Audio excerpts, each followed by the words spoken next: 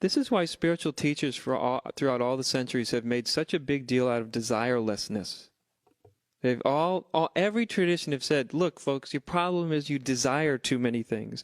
But there's a problem with that teaching, because what happens is people go around trying to get rid of their desires, which is just a new desire. It's a desire not to have any desires so that I will eventually get what I desire. You see, it's a totally cyclic thing, right? I'm desiring not to have any desires because then I'll get what I desire. You know, it makes no sense, but that's how the teaching gets understood. There's something else, though, that this is what's happening here in these kind of teachings is the cart is being put before the ox. Desirelessness is a byproduct of total awakening. You don't get to awakening by being desireless. It doesn't work that. There's no necessity of getting rid of desires. It's of no strategic advantage to get rid of desires. It's just a fact that desirelessness is a byproduct. When you dip into the absolute, even if you dip in for a moment, you come out, if you've dipped into the absolute, if you've dipped into a high state of consciousness, it might breed more desire. It will probably breed more desire for that high state of consciousness. But if you dip into the absolute, it will remove desires. You may come back with some still intact, but less, and less, and less, and less. Because that's the byproduct, is it just removes them. You don't even know how it removes them, that it does remove them. And when we're in that place, when we really don't want anything out of life anymore, and most people would hear that as terribly depressing or not creative or not enlivening and all of that, I can't explain it to people because it's not that. But when we don't want anything, when we're not, Zorba the Greek, trying to squeeze the last little bit of zest out of existence, When it's just like, done, I'm done. It's like being at a movie or something, and you're at this movie, you're watching your whole life, and will you succeed? Will you not succeed? Will you get the beautiful girl, the wonderful guy? Will you attain enlightenment? Will you not? What happens around the next corner of life, And there you are, like sitting in the cinema, imagine watching your life, and very interested in what's going to happen next, like you do in movies, How is this going to conclude? Will I make it? Will I attain nirvana? Will I too be like the Buddha? Right? Will I disappear in a cloud of bliss or whatever? And there you are, and it's very intriguing, isn't it? Yeah, that's the seeker in us. Will this end up in with the preferable ending, right? And we think that somehow garden variety freedom or spiritual liberation or realization of truth or the absolute will be somehow linked to what's going on. But when it usually happens?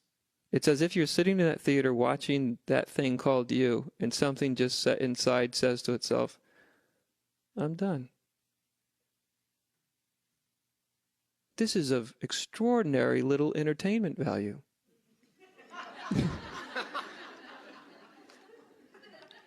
I don't care where it's going anymore. Apparently, it's just going in circles. And you do this totally irrational act. You get up out of the seat and you leave.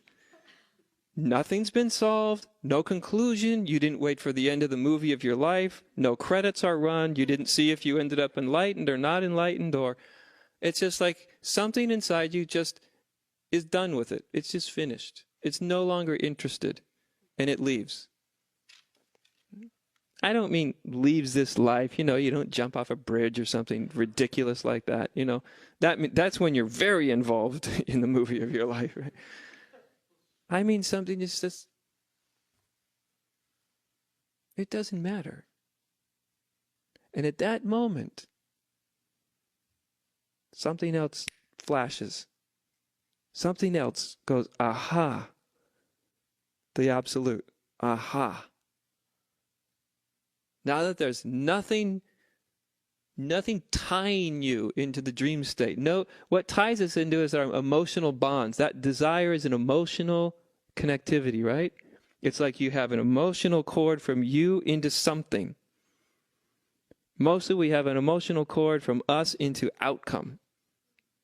Preferable outcome, good outcome, where I want it to go, how the world should be, how all my friends should be, exactly how my lover should act and behave, and outcome.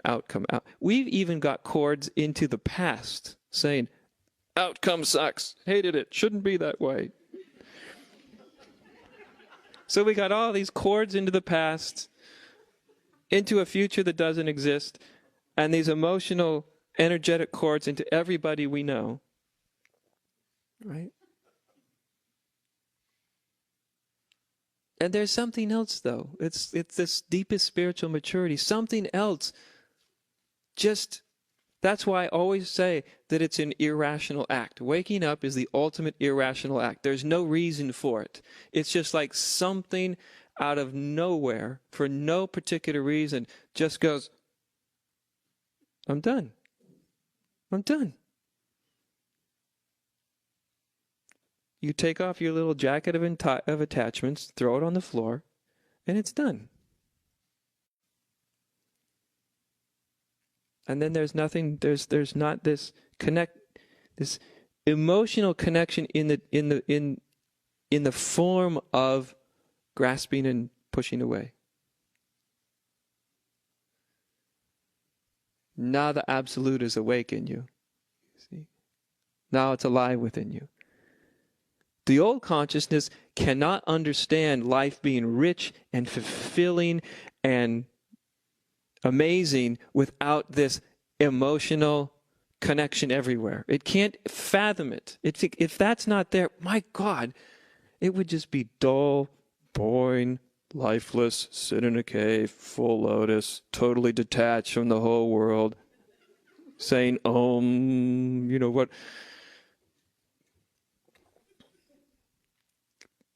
Because the ego can't imagine what freedom is.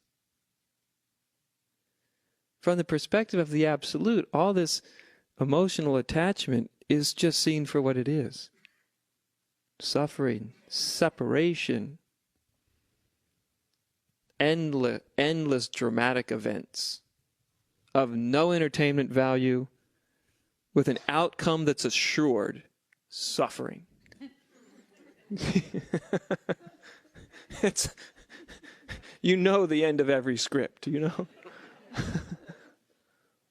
Plug in and it doesn't end well. But there's something else then, you see, in the absence of it. And that's what brings people to something like this. All over the world, it's something that brings people. Of course, I don't actually know what brings people. But it seems maybe underneath what they think brings them is what I'm speaking about.